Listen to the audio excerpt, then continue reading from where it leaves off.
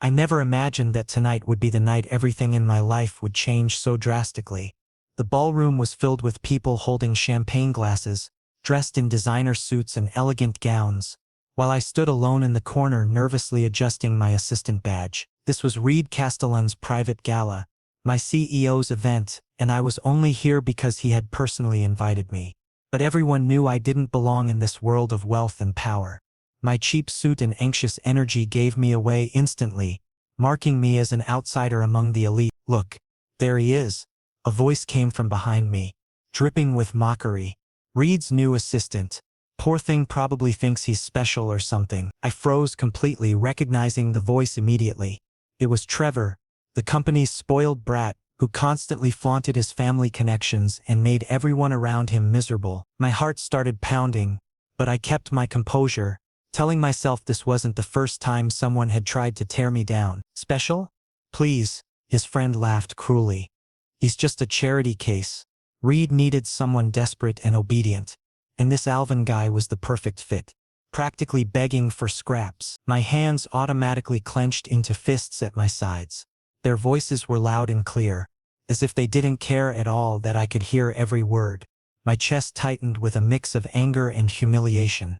But I forced myself to stay calm. I had worked too hard to get here, and I wouldn't let their jealousy and pettiness break me down. "I heard he stays late with Reed all the time," Trevor continued, and I could practically hear the smirk in his voice.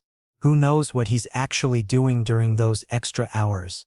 Definitely not just filing paperwork, if you know what I mean." My face flushed hot with embarrassment and rage. The accusation was completely baseless and disgusting. I worked hard at my job, nothing more, nothing less. But their words cut deep anyway, making me question whether anyone would ever see me as more than just someone who got lucky, or used shortcuts to get ahead. Suddenly, a heavy silence spread through the immediate area like a cold wave. I could feel the temperature in the room drop several degrees. Trevor's voice cut off abruptly mid-sentence, and when I slowly turned around, my breath caught in my throat. Reed Castellan was standing directly behind me. His tall, commanding presence instantly grabbed everyone's attention within a 10-foot radius. His sharp gray eyes were locked directly on Trevor with an expression that could only be described as cold and deadly. I had never seen him look at anyone like that before, like he was calculating exactly how to destroy them. "Please, continue," Reed said quietly, but his voice sounded like ice cracking under pressure. "I'm listening very carefully to every word you're saying." Trevor's face went completely pale, all the color draining from his cheeks in an instant. His friend took a quick step backward, looking like he wanted to disappear into the floor. But Reed's piercing gaze held them both in place, frozen like deer caught in headlights. I was just joking around," Trevor stammered pathetically. His earlier confidence completely evaporated. "Joking?" Reed repeated slowly, taking one measured step forward. The ballroom lights cast sharp shadows across his face, making him look even more intimidating and powerful.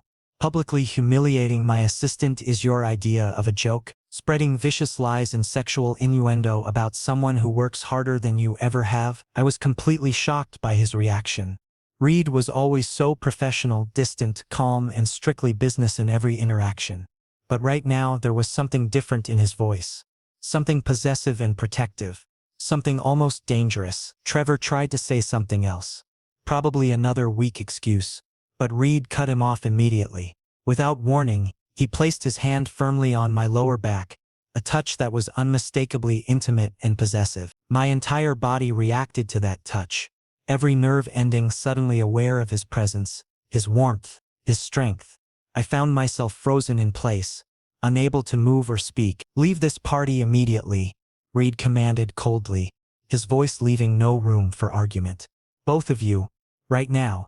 And if I ever hear either of you speaking about Alvin again, or any other employee in this manner, you'll be looking for new jobs by morning. Do I make myself absolutely clear?" Trevor tried to protest, opening his mouth to argue, but one more icy glare from Reed shut him down completely. Both men quickly retreated, practically running away from Reed's intimidating presence. I stood there in shock, still feeling the burn of Reed's hand on my back, my heart racing so fast I thought it might explode. Reed looked down at me, and this time his gaze was softer, almost gentle. but his hand remained firmly on my back, that possessive touch sending shivers through my entire body. "Come to my office after the party ends," he said quietly, leaning close enough that only I could hear his deep voice. "We need to talk privately about something important." I managed a slow nod, though my throat felt too tight to form actual words.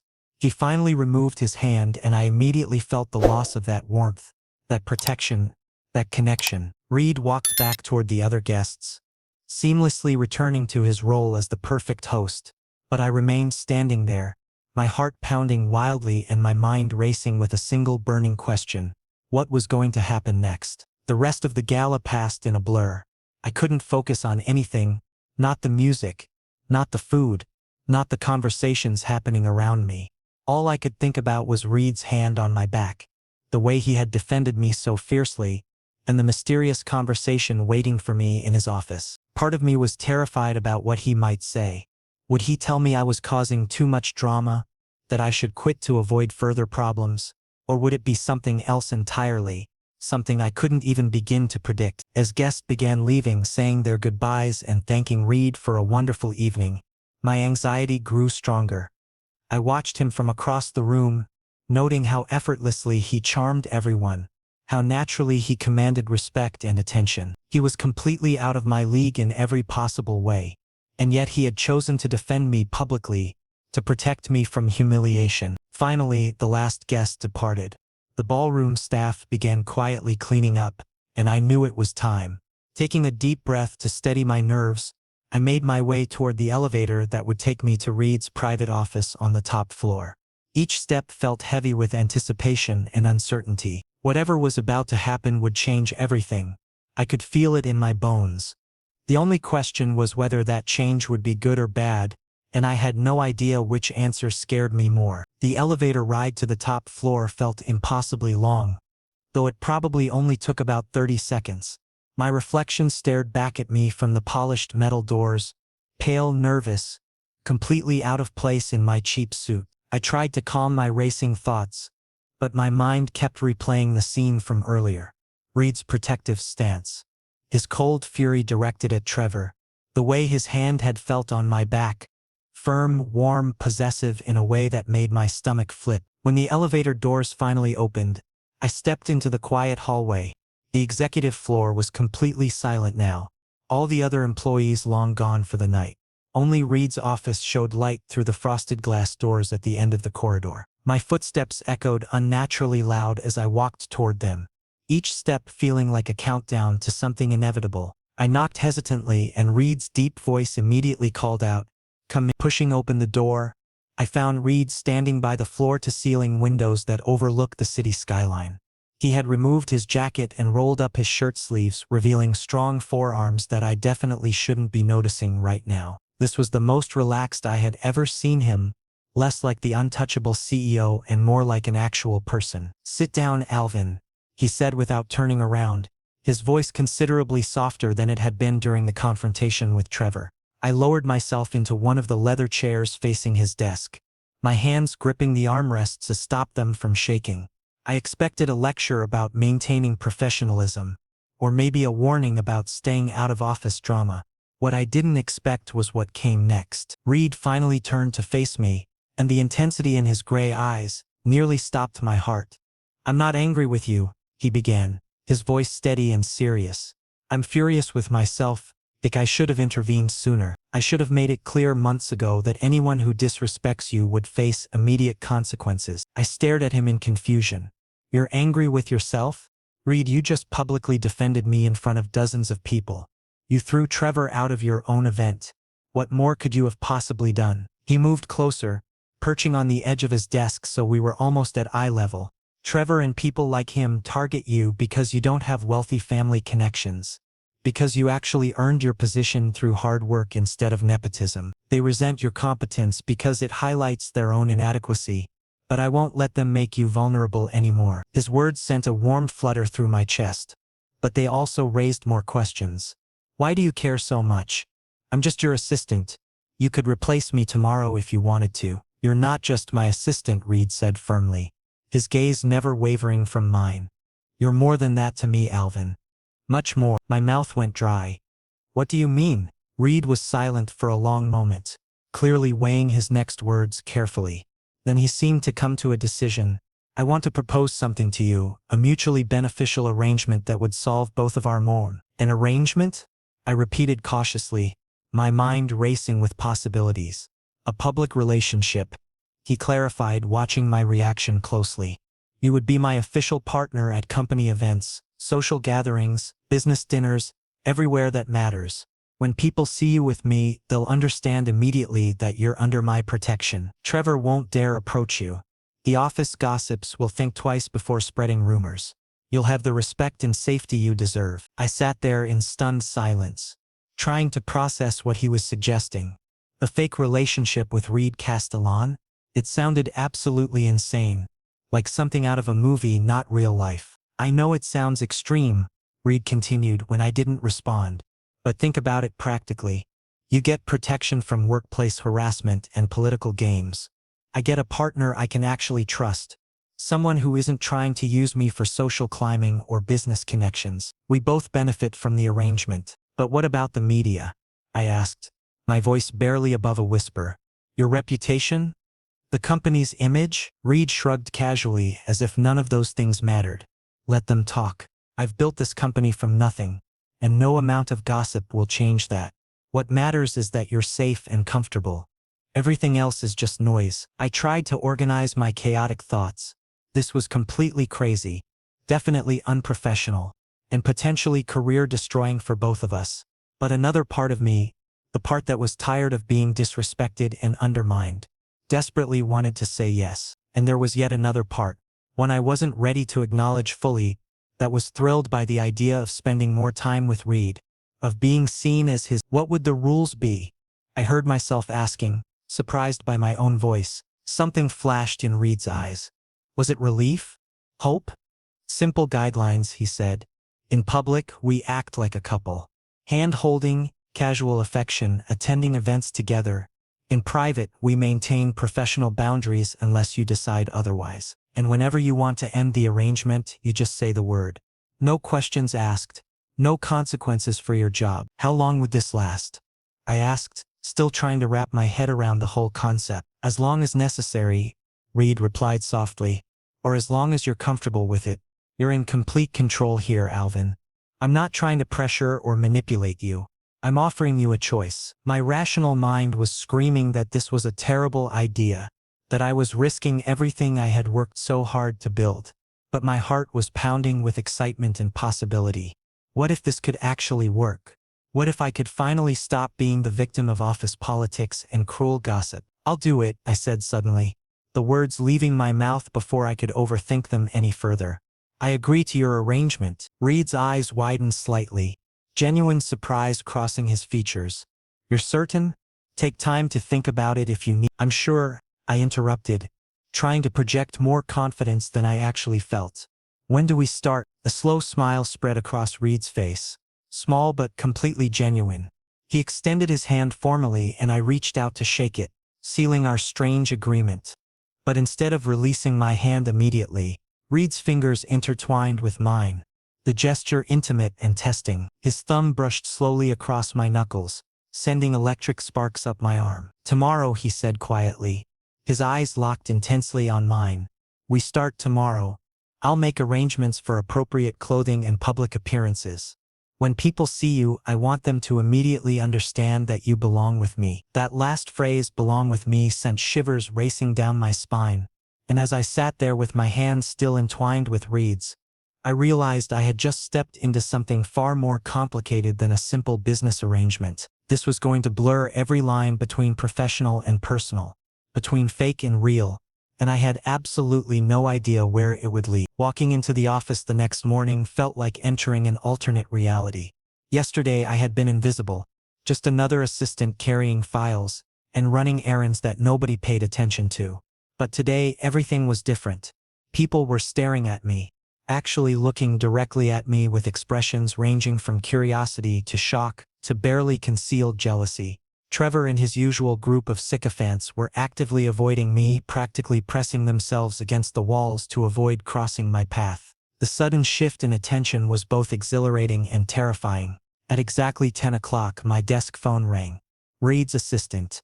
Well, Reed's other assistant, I guess I should say, informed me that I was expected at the executive meeting on the 15th floor. My stomach dropped. Executive meetings were strictly for senior leadership only. Regular assistants never attended unless specifically called for some particular task. But apparently the rules had changed overnight. When I entered the glass-walled conference room, 12 pairs of eyes immediately fixed on me. Senior executives, department heads, and a few clients I recognized from company photos all stared with varying degrees of confusion and interest. I felt completely exposed, like a specimen under a microscope. "This is Alvin," Reed announced casually, as if my presence at this high-level meeting was the most natural thing in the world. "My partner. He'll be joining me for important meetings going forward." The word partner hung in the air, deliberately ambiguous. Was he talking about a business partner or a personal one?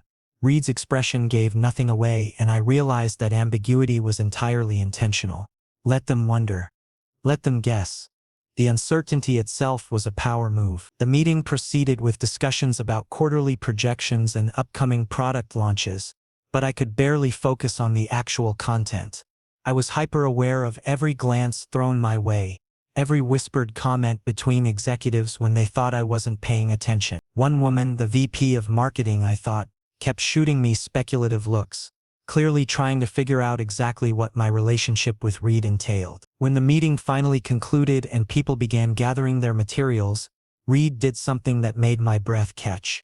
He placed his hand on my lower back, that same possessive gesture from last night, and guided me toward the exit. The touch was subtle enough to seem casual but deliberate enough that everyone in the room noticed. I felt my face flush as we walked past the other executives, Reed's hand steady and warm against my spine. "Relax," he murmured quietly, his lips close to my ear so only I could hear.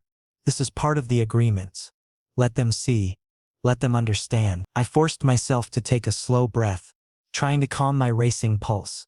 This was just acting. I reminded myself, just a performance for the benefit of office politics.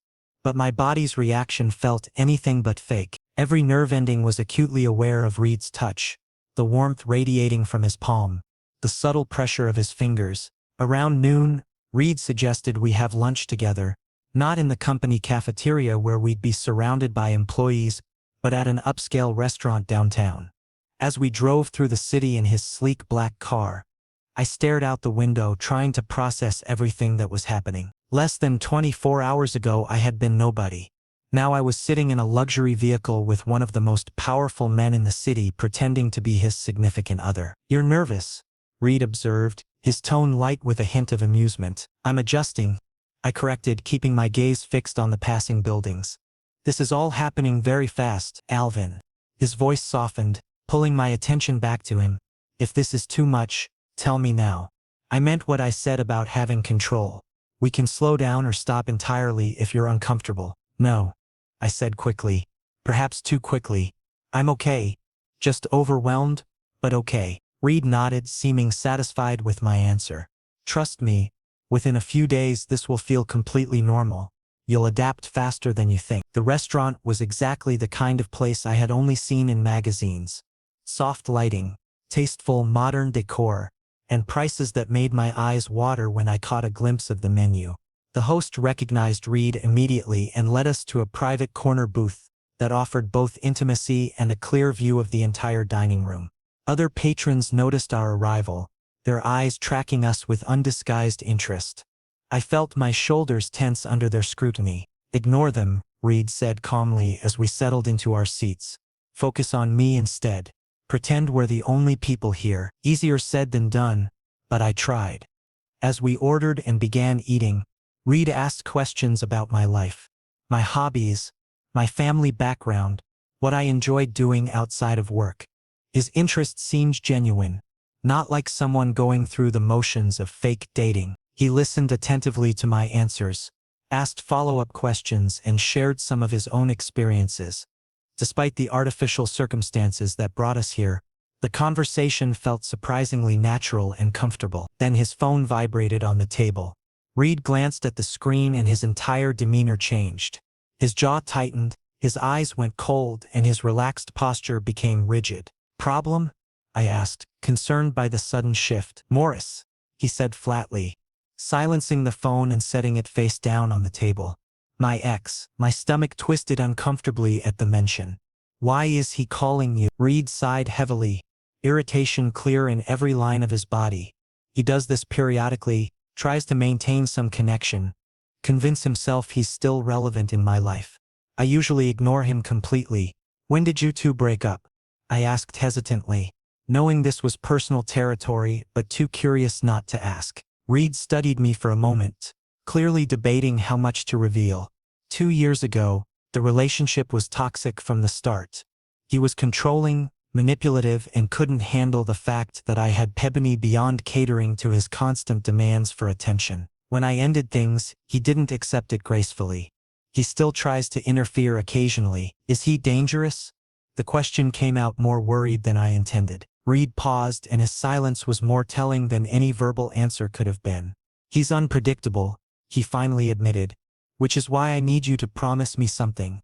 If Morris ever contacts you, phone calls, messages, showing up at your apartment, anything, you tell me immediately. Don't engage with him, don't try to handle it yourself, just tell me right away. I nodded seriously, suddenly realizing this fake relationship might be more complicated than just office politics and media attention. There were real dangers lurking in Reed's past, and by agreeing to this arrangement I had inadvertently stepped into the line of fire. We returned to the office, and the afternoon passed relatively smoothly. But as evening approached and I was organizing files at my desk, I noticed Trevor approaching deliberately, that familiar smirk on his face that made my hands clench involuntarily. Congratulations on your promotion, he said with false friendliness, leaning casually against my desk. Must be nice having Reed's special attention. I looked up at him carefully. Thank you. People are talking. You know, Trevor continued, his tone dripping with insinuation, about how quickly you've risen through the ranks, about what you might be doing to earn such preferential treatment. My jaw tightened. My position is based entirely on merit and hard work. Sure it is, Trevor said mockingly. Reed always did have specific tastes in his companions. After Morris, I guess you're the new flavor of the month. Before I could respond, before I could tell him exactly where he could shove his opinions, a voice cut through the air like a knife. Is there a problem here? Reed had appeared behind me, his presence commanding and threatening. Trevor's smirk vanished instantly, replaced by barely concealed fear. I was just congratulating Alvin, Trevor stammered. That's not what it sounded like to me, Reed said, his voice dangerously quiet. And I want to make something absolutely clear to you, Trevor. If I see you anywhere near Alvin again in this office, outside, anywhere at all, you'll be terminated immediately. No warnings, no second chances. Do you understand me? Trevor nodded quickly, practically tripping over himself to retreat. When he was gone, Reed turned to me with concern evident in his eyes. Are you all right? He asked gently, his hand resting briefly on my shoulder. I'm fine, I lied, though I was still shaking slightly from the confrontation. Reed clearly didn't believe me, but he didn't push. Instead, he made a decision. Come on. I'm driving you home tonight, Reed. That's not necessary. It's part of our agreement, he said firmly, leaving no room for argument. Your safety matters to me, so please just let me do this. I finally surrendered, too emotionally exhausted to argue. We rode the elevator down in silence, and when we reached his car, Reed opened the passenger door for me, a small gesture that somehow felt significant. The drive through the city was quiet but not uncomfortable. I found myself studying his profile, the strong line of his jaw, the focus in his eyes as he navigated traffic, the slight weariness that suggested today had been as draining for him as it had been for me. When we reached my apartment building, Reed parked but left the engine running. He turned to face me fully, his expression serious in the dim lights. Alvin, he said quietly, if this arrangement becomes too difficult, if the pressure, the gossip, the confrontations with people like Trevor become too much, you can walk away. No consequences, no judgment. I need you to know that. I looked at him, really looked at him, and saw genuine concern there. Why are you doing all this? Really? Because you matter to me, Reed said simply, and the honesty in his voice made my chest tighten. More than I probably should admit at this point. But you do. Before I could respond to that loaded statement, he gently took my hand, his thumb brushing across my knuckles in a gesture that was becoming familiar. Starting tomorrow, our photos will probably hit social media and maybe even some news sites. Someone at the restaurant definitely recognized me and took pictures. So be prepared for attention. My stomach flipped nervously. Great. Public scrutiny. Just what I always wanted. Reed smiled slightly at my sarcasm. Welcome to my world, Alvin. It's complicated, messy, and often invasive. But I'll be with you through all of it. As I finally climbed out of the car and headed into my building, I knew one thing with absolute certainty. This fake relationship was already becoming dangerously real, at least for me, and I had no idea how to protect my heart from the inevitable crash that would come when this arrangement eventually ended. The next morning, my phone wouldn't stop buzzing. Messages flooded in continuously. Notifications, news alerts, social media mentions. When I finally forced myself to check, my heart plummeted. Headlines were everywhere. Reed Castellan's mystery man, CEO's new romance revealed. Who is Alvin? There were photos multiple angles from the restaurant. One showed Reed leaning toward me intimately across the table. Another captured his hand covering mine.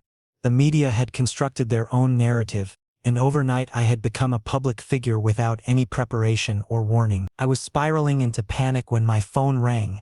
Reed's name flashed on the screen. I've seen everything, he said immediately when I answered, his voice steady and reassuring. The media coverage, the speculation. I know this must be terrifying for you right now. Reed, this is completely overwhelming, I admitted, my voice unsteady. Strangers are messaging me on social media. Some people are supportive, but others are sending really cruel comments. I don't know how to handle any of this. I'm coming over right now, Reed decided instantly. Don't go anywhere. I'll be there in 15 minutes. He hung up before I could protest. Exactly 15 minutes later, my doorbell rang. Reed stood there wearing casual clothes instead of his usual business attire. Concern etched across his features. Are you holding up okay? He asked, stepping inside immediately. I'm completely overwhelmed, I confessed honestly. Everything is happening so fast, and I feel like I'm losing control. Reed gently took my hand and guided me toward the couch. Sit down. Let me explain how to navigate this situation. We sat together and Reed patiently outlined strategies for handling media attention. Ignore the negativity completely. Focus only on positive interactions. Never engage with online trolls under any circumstances. Most importantly, trust him to manage the fallout. I won't abandon you in this mess, Reed said firmly. This arrangement was my idea, so I'll handle all the consequences that come with it. But this is supposed to be fake, I whispered, almost to myself. Yet everyone believes it's completely real. Reed's expression shifted into something conflicted and intense. Alvin, what if... Suddenly the doorbell rang again. Aggressive, insistent pounding that made us both jump. Reed immediately went on high alert, protective instincts taking over. Stay here, he commanded, standing up. I moved toward the door and looked through the peephole. My blood turned cold. Morris stood outside my apartment, pounding aggressively on the door with obvious anger. Reed, I whispered urgently. It's Morris. Reed's jaw clenched. He opened the door partially, deliberately blocking Morris from entering with his body. What are you doing here? Reed asked, his voice dangerously quiet. Morris smirked, tall and undeniably handsome, but his eyes held something dark and unsettling. I just wanted to meet your new toy. Alvin, isn't it? Anger flared hot in my chest. Leave now, Reed commanded coldly. You have no business being here. Come on, Reed, Morris said mockingly, trying to peer inside. I'm just being friendly, trying to get acquainted with your new partner. This is your final warning, Morris, Reed said in a threatening tone. If you attempt to contact Alvin directly or indirectly in any way, I will pursue legal action. And trust me, you don't want me to publicly expose everything from your past. Morris's smirk finally faded. Clearly, Reed's threat had struck a nerve. Fine, Morris said reluctantly, stepping back. But this isn't finished, Reed. You know I never give up easily. He left and Reed slammed the door shut, locking it immediately.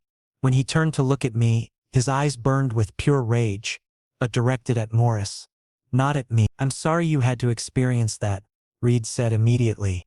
I never wanted you to face him directly. Reed, he seems genuinely dangerous, I said nervously. He is, Reed admitted grimly. That's why I need you to stay with me, at my penthouse, until this situation is completely resolved. I stared at him in shock. At your place? Yes, Reed said firmly. You're not safe here anymore. Alvin, Morris now knows your address, and I refuse to take any risks with your safety. My penthouse has comprehensive security systems and round-the-clock guards. You'll be protected there. But this seems like, Alvin, Reed said gently but firmly, gripping my shoulders. Please trust me on this. I need to keep you safe. I looked into his eyes and saw only genuine concern. No manipulation, no hidden agenda, just pure care. Okay, I finally agreed. I'll come with you. Reed exhaled in relief. Good. Pack some essential items. We're leaving immediately. The next hour passed in a blur. I quickly packed a bag with clothes, toiletries and my laptop.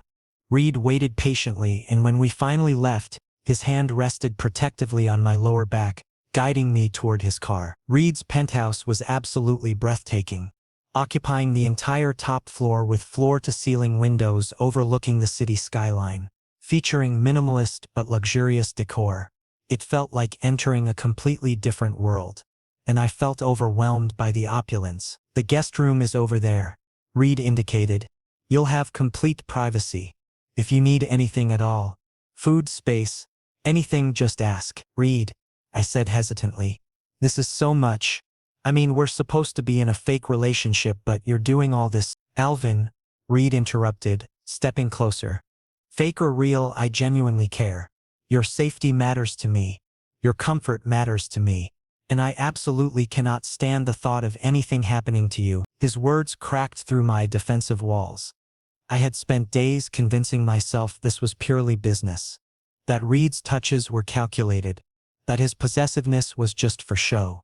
But now I could clearly see something else was happening. Something deeper. Something real. Thank you, I said softly, not knowing what else to say. Reed smiled, small but genuine. Come on, I'll order dinner. Is Chinese food acceptable? We sat in the living room with takeout containers, having a surprisingly comfortable conversation. Reed shared stories about his business ventures, and I opened up about my past struggles, working multiple jobs, fighting to establish myself professionally, navigating financial hardships. You've accomplished remarkable things, Alvin, Reed said seriously. You deserve full credit for your achievements. Regardless of what people like Trevor say, you've earned your position. His words touched me emotionally. For the first time, someone genuinely acknowledged my hard work without qualification or judgment. Night grew late, and I realized I was completely exhausted, both emotionally and physically. Reed noticed immediately. Get some rest, he said gently. Tomorrow will bring new challenges. Media statements, office dynamics, dealing with Morris. I nodded and headed to the guest room. The bed was comfortable, the room perfectly maintained, but lying alone in the darkness, my thoughts raced uncontrollably. Could this possibly become real? Did Reed genuinely care? Or was I just indulging in wishful thinking? And Morris, his presence had complicated everything dramatically. I knew this was just the beginning of something potentially dangerous. But that night, feeling safe in Reed's penthouse, I made a decision.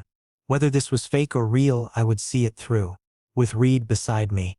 Because for the first time in my life, someone had genuinely tried to protect me, and that feeling was impossible to ignore. When I woke the next morning, the aroma of fresh coffee drifted from the living area. I emerged slowly from the guest room to find Reed already dressed impeccably in a suit, though his expression relaxed considerably when he saw me. Good morning, he said with a warm smile. Would you like coffee? Absolutely, I replied gratefully, still processing the reality that I was staying in Reed Castellan's home. We sat at the breakfast table together, and Reed calmly outlined today's strategy. At the office, we would maintain normalcy, but he had prepared an official media statement, acknowledging our relationship without revealing excessive details. Professional yet definitive. What about Morris? I asked nervously. I'm involving my legal team, Reed said seriously. If necessary, I'll file for a restraining order. For now, just stay alert. If he approaches you anywhere by phone, at the office, anywhere at all, tell me immediately. I nodded, feeling somewhat reassured. We drove to the office together, and when we entered the building, everything felt fundamentally different. People greeted me respectfully. Trevor deliberately kept his distance, and when Reed openly held my hand in the elevator, just the two of us, my heart performed a strange flip. "This needs to appear natural," Reed explained softly, his thumb gently rubbing my knuckles. "If we don't look comfortable together, people will become suspicious." "Right," I whispered. "Natural." But Reed's touch was anything except natural. It was electric, all-consuming. And I kept reminding myself this was just acting. The day progressed surprisingly smoothly. Meetings, presentations, routine office tasks. But every time Reed passed near me, he deliberately made contact. A shoulder brush, a hand on my back, fingers grazing mine during file exchanges. Each touch seemed calculated, yet my body's reactions were completely genuine. That afternoon, while I was making coffee in the break room, someone suddenly approached from behind. I turned, expecting Reed, but found Morris instead, smirking with obvious menace. "Alvin," he said casually, leaning against the counter. "Finally caught you alone." My heart started racing. "You shouldn't be here. This is a private office building." "Oh, I obtained a visitor pass," Morris said mockingly, displaying his badge. "Perfectly legitimate. I simply wanted to have a conversation with you." "I have nothing to say to you," I stated firmly, attempting to step away. But Morris grabbed my wrist, his grip tight and threatening. "Not so fast. You need to understand some things about Reed. He's not what he appears to be." "Let go of me," I warned, trying to pull free. "Reed plays games with people," Morris continued, ignoring my struggle. "He uses them strategically, just like he used me. Now it's your turn. When he gets bored with you, he'll discard you exactly like he discarded me." "You don't know anything," I said angrily. "I know everything," Morris whispered dangerously, leaning uncomfortably close. "Reed's obsessions are always temporary. When this one ends, you'll be left alone. Used, broken, completely worthless." "Did you just put your hands on him?" Reed's voice was pure ice. I turned to see him standing at the break room entrance, his expression absolutely terrifying. Pure rage radiated from him. Morris instantly released my wrist, stepping backward. "Reed, I was just—" "Security," Reed barked into his phone. "Break room. Immediately." Within seconds, 2 security guards appeared. Reed calmly gave instructions. "Remove this man from the building. Add him to the permanent blacklist. He's never to receive entry again." Morris tried protesting, but the guards escorted him out forcefully. When he was finally gone, Reed immediately came to my side. "Are you all right?" he asked urgently, gently examining my wrist where Morris had gripped it. "Did he hurt you?" "No," I said shakily. "I'm okay." But I clearly wasn't. My hand was trembling and Morris's words kept echoing in my mind. "Reed plays games. He'll use you." "Alvin," Reed said softly, gently cupping my face. "Whatever he said, don't believe it. He was just trying to manipulate you." "But what if he was right?" I whispered, vulnerability spilling out. "What if this is just a game to you?" Reed's expression showed genuine pain. "This isn't a game. It never was. I need to tell you something important. But not here. Come to my office." We walked quietly to his office, and when the door closed, the silence felt heavy. Reed leaned against his desk, running fingers through his hair, stressed, conflicted. "Morris was partially correct," Reed finally admitted, and my heart sank. "I did play games. In business, in relationships. I strategically used people. Morris was with me because he provided useful connections. When his usefulness ended, I moved on." Tears filled my eyes. "So it was true." "But you," Reed continued, stepping closer, "you're completely different. When I hired you initially, yes, I thought you would be useful. Hard-working, loyal, dedicated. But something changed. Your style when you successfully complete difficult tasks. Your determination when people underestimate you. Your kindness that's genuine, never calculated." Reed took my hand desperately. "I'm in love with you, Alvin. This terrifies me because I've never genuinely loved anyone before. But you've become everything to me." My breath stopped. "Love? Reed loved me." "Reed, is this actually real?" I asked shakily. "Yes," he said firmly, his eyes showing pure honesty. "Completely real. If you reject me, I'll understand. I probably don't deserve you. but I can't continue without telling you how profoundly important you are to me. My walls finally collapsed completely. I stepped forward and hugged Reed tightly, burying my face against his chest. He responded instantly, his arms wrapping around me protectively. "I love you too," I whispered against his shirt. I was terrified to admit it, because this started as something fake. But now it's the most real thing in my entire life. Reed pulled back slightly to look into my eyes. "Then this isn't fake anymore. We're real. Completely real." Then he kissed me, desperate, hungry, filled with unspoken emotions. I responded immediately, my fingers tangling in his hair, losing myself entirely in the moment. This was our first truly intimate physical contact, and it felt overwhelming, intoxicating, absolutely perfect. When we finally separated, both of us were breathless. "So what happens now?" I asked softly.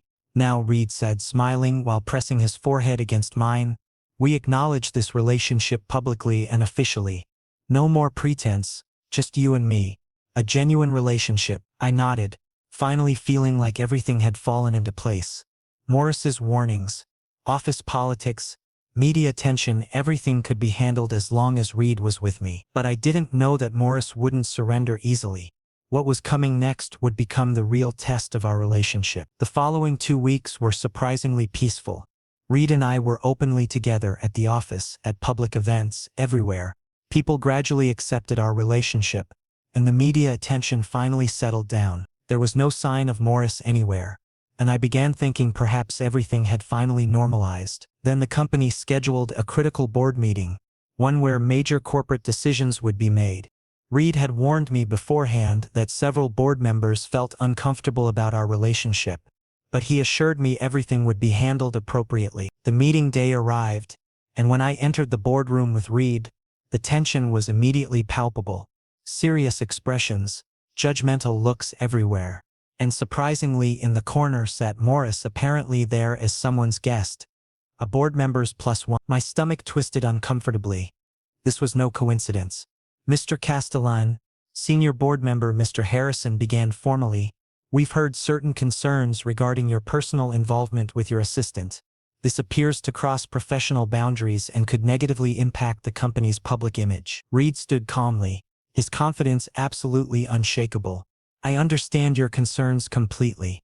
However, I want to clarify my relationship with Alvin is personal.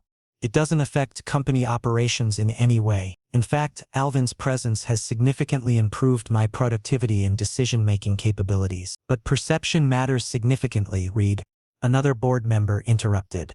"Employees are complaining that Alvin receives preferential treatment. Promotions, important project assignments. These things raise serious questions." I felt uncomfortable in my seat. This was exactly the attack I had anticipated. Then Morris stood dramatically. "May I add something relevant?" Reed's jaw clenched visibly. "Morris, you hold no official position here, but I have extensive knowledge of Reed's past behavioral patterns," Morris said smoothly, addressing the board members directly. "This pattern is concerning. Reed brings personal relationships into professional spaces. And when those relationships end, and politics suffer, I'm personally a victim of this exact situation." Anger flared in my chest. This was a planned, coordinated attack. Morris had deliberately influenced board members beforehand. "Morris," Reed said dangerously quietly, "you're deliberately spreading lies." "Lies?" Morris said mockingly. "Reed, you yourself admitted your relationships tend to be strategic. You initially used Alvin too." "Enough," I suddenly said, standing abruptly and surprising everyone, including myself. "I've been listening quietly, but not anymore." Every eye fixed on me. Reed gave me a concerned look, but I continued speaking. "Yes, initially this relationship was fake," I admitted honestly, causing shocked murmurs to spread throughout the room. "Reed offered me protection from office politics, and I agreed. But it transformed into something else.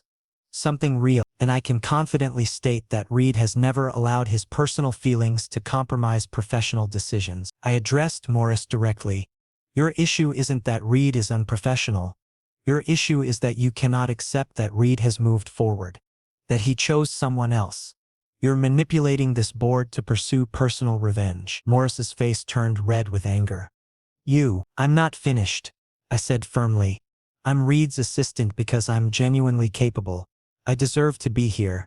If board members want to personally verify my competence, I'm completely ready. Read my work records. Examine my completed projects. But launching personal attacks based solely on relationship status is professionally unfair. Silence filled the room. Board members looked at each other, clearly impressed by my confidence and honesty. Reed looked at me with pure pride evident in his eyes. Finally, Mr. Harrison spoke. Alvin, we appreciate your honesty and professionalism. You're correct, personal relationships don't violate company policy as long as professional boundaries remain intact. He looked at Reed. Mr. Castellan, we're withdrawing our concerns. However, going forward, please ensure complete transparency and avoid any perception of favoritism. Absolutely. Reed agreed gracefully. Mr. Harrison then addressed Morris. And you, Mr. Morris, should avoid unauthorized interference in future board meetings. Consider this an official warning. Morris's face showed fury, but he couldn't say anything. He simply stormed out, and a collective sigh of relief spread through the room. After the meeting concluded, Reed firmly held my hand as we walked out. You handled that brilliantly, he said softly, emotion clear in his voice. I'm incredibly proud of you. I didn't want you facing that alone. I said honestly, we're a team. A real team. Reed suddenly hugged me tightly, not caring that several employees were watching in the hallway. You mean everything to me, Alvin? I'll never let you go. Good, I said, smiling as I hugged him back. Because I'm not going anywhere either. We stood there publicly, unashamedly together. Office staff gave us curious glances, but this time they weren't judgmental. They were respectful. Except that evening, Reed took me to a special rooftop restaurant where the city lights were absolutely breathtaking.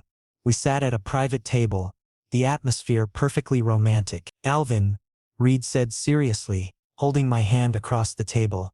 I want you to stay with me permanently. Move into my penthouse officially. My heart skipped a beat.